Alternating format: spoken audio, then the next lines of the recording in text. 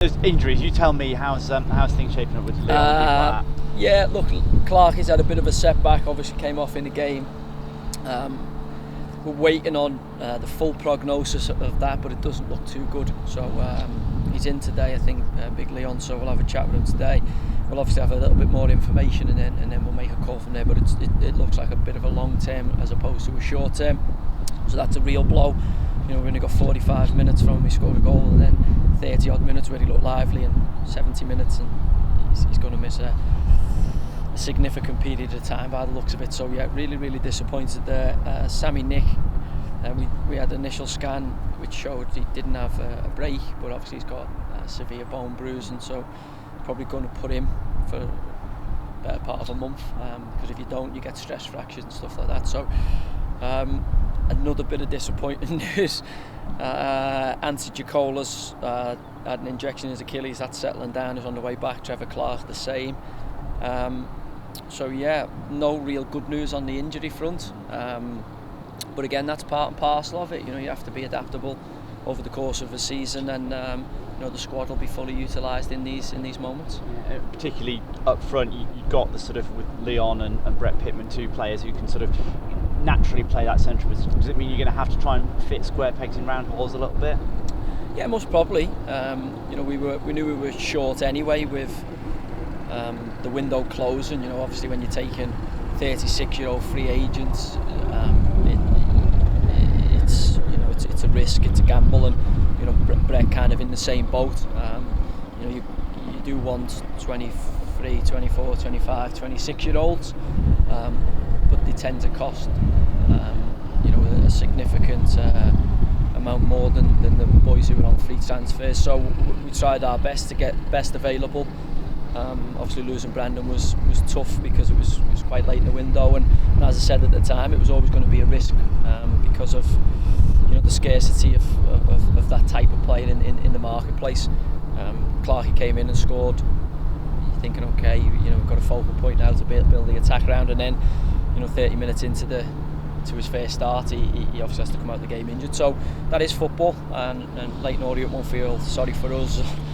You know, they'll be, you know, rubbing hands together and thinking it's a great opportunity Saturday to continue their good start of the season, and we'll have to have a plan to deal with that.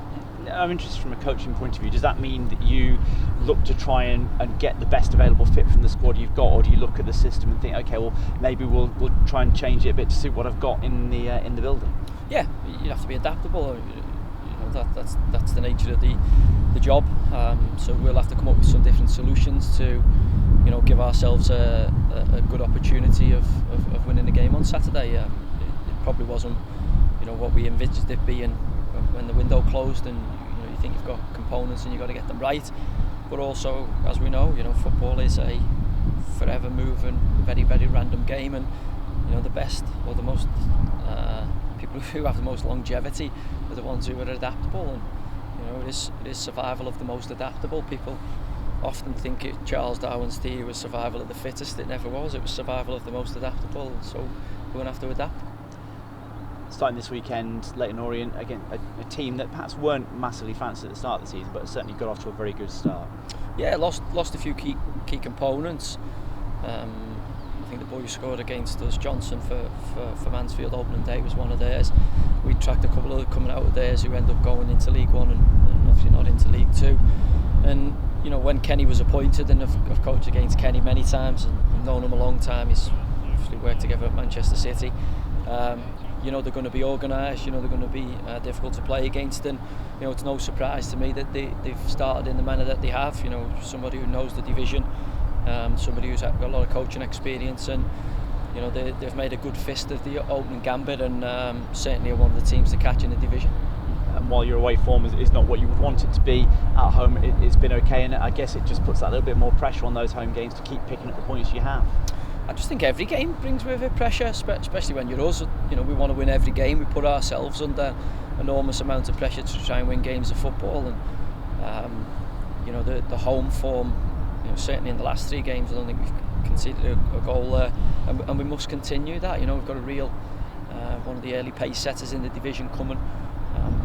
and obviously if we're going to be successful, our home ground needs to be a fortress. It needs to be a really, really difficult place for teams to come, and we must improve our away form. So it's a chance in front of our fans to see where we are compared to one of the early pace setters, but also it's our stadium, and we've got to continue the recent good performances and the recent good results profile in the men.